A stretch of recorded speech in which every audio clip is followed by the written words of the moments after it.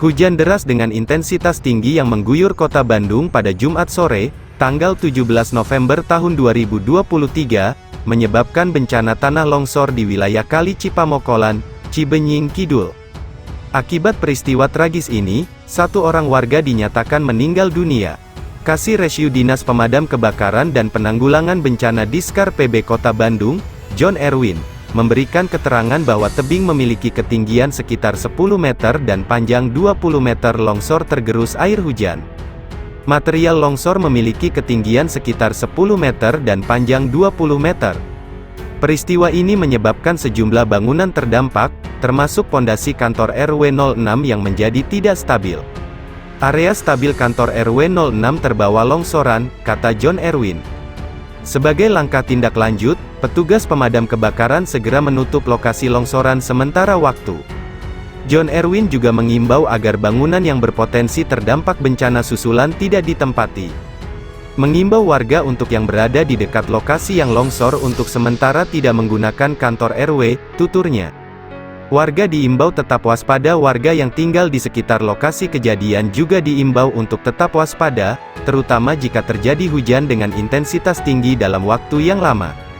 Tindakan yang perlu segera dilakukan adalah pembangunan bronjong untuk kirmir sementara, ujar John Erwin. Salah seorang saksi, Joni, mengungkapkan bahwa peristiwa itu bermula ketika dirinya sedang memancing di sisi kali dan melihat adanya longsor di sekitar kirmir. Kirmir tersebut pun ambruk, menimbun 3 orang yang berada di sekitarnya.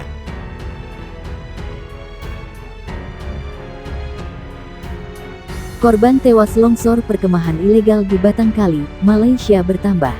Kini jumlah korban yang tewas berjumlah 24 orang. Dilansir dari AFP, pihak berwenang mengatakan korban tewas meningkat menjadi 24 orang. Petugas penyelamat menemukan korban saat menyusuri medan berlumpur untuk mencari yang selamat dan tewas. Diketahui, 9 orang masih hilang usai tanah longsor terjadi pada dini hari. Lokasi longsir merupakan pertanian organik dekat pusat kota Batangkali, di luar ibu kota Kuala Lumpur. Direktur Pemadam Kebakaran dan Penyelamatan Negara Bagian Selangor Norazam, Hamis, mengatakan kemungkinan kecil menemukan korban selamat di lumpur dan puing-puing sehari setelah bencana. Pejabat mengatakan lebih dari 90 orang berada di lokasi longsor. Mereka sedang tidur di tempat perkemahan dekat resor Kasino Pegunungan ketika longsor terjadi. Pihak berwenang mengatakan 61 orang telah ditemukan selamat atau diselamatkan. Pihak berwenang menyebut peternakan itu tidak memiliki izin untuk menjalankan tempat perkemahan dan operatornya akan dihukum jika diketahui melanggar hukum. Perdana Menteri Anwar Ibrahim mengunjungi daerah itu Jumat malam dan mengatakan bantuan keuangan akan diberikan kepada keluarga korban tewas atau terluka dalam bencana tersebut. Menteri Negara Bagian Selangor Amiruddin Syarif witit bahwa semua tempat piknik dan berkemah di negara bagiannya akan ditutup selama seminggu. Berita top 3 dunia adalah longsor di Genting Malaysia menyebabkan puluhan orang hilang dan 8 tewas. Korban tewas termasuk anak-anak. Berita top 3 dunia kedua adalah Eropa yang sepakat menambah bantuan untuk Ukraina dan mengganjar sanksi lebih ke Rusia. Terakhir dari top 3 dunia adalah Rusia yang telah menyiapkan perang jangka panjang ke Ukraina. Berikut berita selengkapnya. Badan Penanggulangan Bencana Nasional Malaysia mengatakan 8 orang tewas setelah tanah longsor melanda sebuah perkemahan di dekat dataran tinggi Genting atau Genting Highlands, negara bagian Selangor. Kantor berita bernama melaporkan bahwa seorang anak termasuk di antara korban tewas. Menurut data pemerintah, pada pukul 9.15 waktu setempat sebanyak 7 orang dilaporkan terluka dan 53 ditemukan selamat. Departemen Pemadam Kebakaran Malaysia sebelumnya mengatakan 51 masih hilang dari total 79 orang yang terjebak dalam tanah longsor. Bencana ini terjadi di sebuah perkemahan dekat jalan raya dan dekat peternakan organik ayah di Gotong Jaya. Direktur Departemen Pemadam Kebakaran dan Penyelamatan Selangor Norazam Hamis mengatakan petugas pemadam kebakaran mulai tiba di lokasi sekitar pukul 3 setelah menerima panggilan darurat pada pukul 2.24. Misi pencarian dan penyelamatan korban sedang dilakukan dengan tim Storm Special Tactical Operation and Rescue Team of Malaysia, ujarnya menanggapi pertanyaan bernama. Pasukan Pertahanan Sipil Malaysia juga men-tweet foto-foto tim khusus PASPA dan Departemen Selangor yang bergabung dalam operasi pencarian dan penyelamatan. Norazam mengatakan tanah longsor jatuh dari perkiraan ketinggian 30 meter di atas perkemahan, dan menutupi area seluas sekitar 0,4 hektar.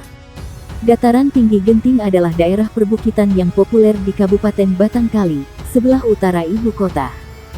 Selangor adalah negara bagian paling makmur di negara itu dan pernah mengalami tanah longsor sebelumnya, sering dikaitkan dengan pembukaan hutan dan lahan. Wilayah ini sedang musim hujan tetapi tidak ada hujan lebat atau gempa bumi yang tercatat dalam semalam. Setahun yang lalu, sekitar 21.000 orang mengungsi akibat banjir akibat hujan deras di 7 negara bagian di seluruh negeri. Uni Eropa sepakat memberikan bantuan 18 miliar euro atau hampir 300 triliun rupiah ke Ukraina tahun depan dan menjatuhkan lebih banyak sanksi kepada Rusia. UE juga bersiap membatasi harga gas alam dan menopang industrinya. Kesepakatan diambil dalam KTT Uni Eropa, Kamis malam di Brussels, setelah Polandia menarik keberatan di menit-menit terakhir terhadap pajak perusahaan minimum global, membuka blokir paket perjanjian terkait yang mencakup pinjaman ke Ukraina. Seperti yang diprediksi oleh Presiden Ukraina Volodymyr Zelensky bahwa bulan-bulan mendatang akan lebih sulit bagi negaranya, Kanselir Jerman Olaf Scholz menjanjikan lebih banyak bantuan. Tekad bersama kami untuk mendukung Ukraina secara politik, finansial, militer, dan di bidang kemanusiaan selama diperlukan tetap tidak terputus, kata Scholz setelah pembicaraan di antara 27 pemimpin nasional Uni Eropa di Brussels.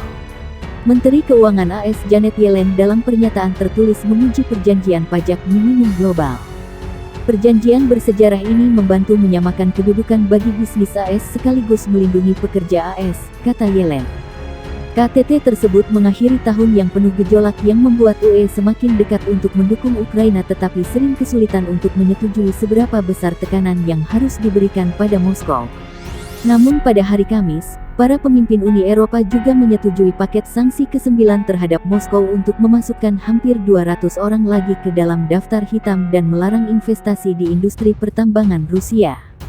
Keputusan, yang membutuhkan kebulatan suara, dibuat setelah Polandia dan Lituania memperingatkan bahwa usulan pengecualian untuk ketahanan pangan mungkin menguntungkan oligarki Rusia dalam bisnis pupuk.